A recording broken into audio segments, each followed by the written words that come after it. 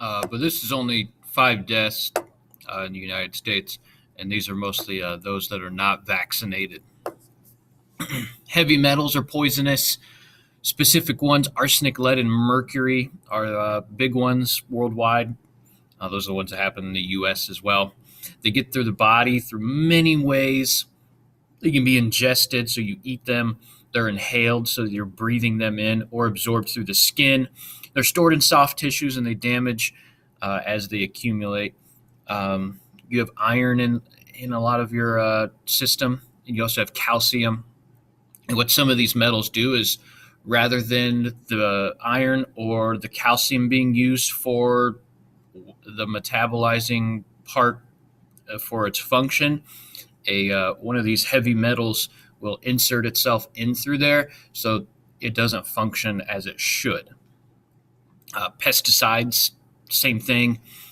They're used to kill quote unquote pests. They're all very, very toxic, all cause illness or death. You should see all warning labels before using any of those. Gases can be very poisonous as well. Hydrogen cyanide, very poisonous gas. Carbon monoxide, also very poisonous gas. Some liquids, potassium chloride, sodium pentothal. I actually don't know what that's used for. Potassium chloride is the what's used in lethal injections if a death penalty is being given now. Back to the metals. A lot of things in history have been heavy metal poisoning. The Minamata disease that I talked about on Monday, that's heavy metal poisoning. It's via mercury. Another one with mercury, there's a decoration called the Ormolu clock, and it's been quote unquote called the Ormolu death clock a lot since then. Essentially, they would have this beautiful gold decoration, and it wouldn't, like painting, and would not stick to it very, very well. So it would get coated in mercury, and then they would decorate it, and then all the mercury would be burnt off. And nowadays we know that this would have been very, very bad for anyone in the vicinity. But at the time, it was not very well known. It leads to something called Mad Hatter's disease. Bioterrorism. A few here. Ricin, very dangerous. Talked about Georgy Markov when he was stabbed with an umbrella laced with ricin. Lethal at 500 micrograms. So there's grams, which don't really weigh too much. A microgram is even smaller than that. Microgram is going to be one millionth of a gram. So it's a very, very tiny amount. Your cells basically die. It's called autolysis. There's where the words are in weird spots, but no more proteins are being made. One that's been used recently is anthrax, produced by the bacterium Bacillus anthracis, either inhaled, ingested, or through the skin. Very, very famous examples in 2001. So this is just a few months after. It was very recently, around the time of 9/11. So we have 9/11, which is a huge scare all through the United States. Then we have the anthrax scare. Where's it going through, though?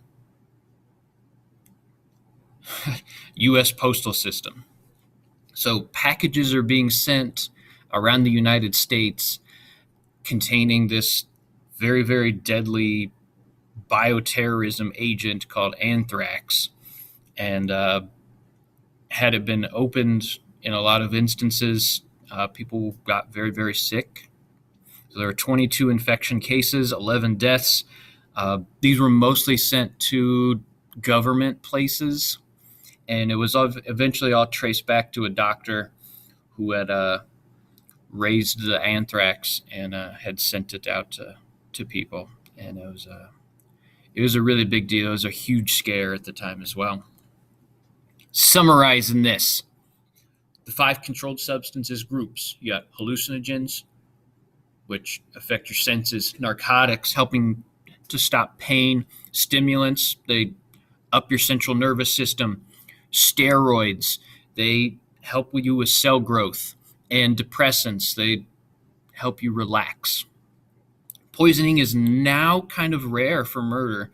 It's much easier to solve than it used to be, but anywhere earlier than the 1800s at least, poisoning was near impossible to solve unless it was actually seen being done. Living critters can produce poison. Alcohol is produced from a living thing. Bacteria is a living thing, and it produces toxins as well. Ones that are common for humans, the heavy metals and the pesticides. That wraps up this drug unit lesson. There won't be any more lessons really on the drugs talk stuff, except talking about schedules, and that will be going on Friday this week. Schedules is going to measure how where on the rating scale is something used like legally and medicinally.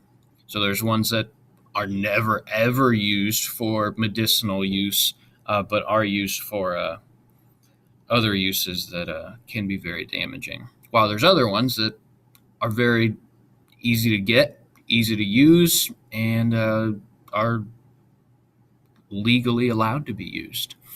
Until then, we'll see you later, and I'll be chatting with you on the Google Meet real soon.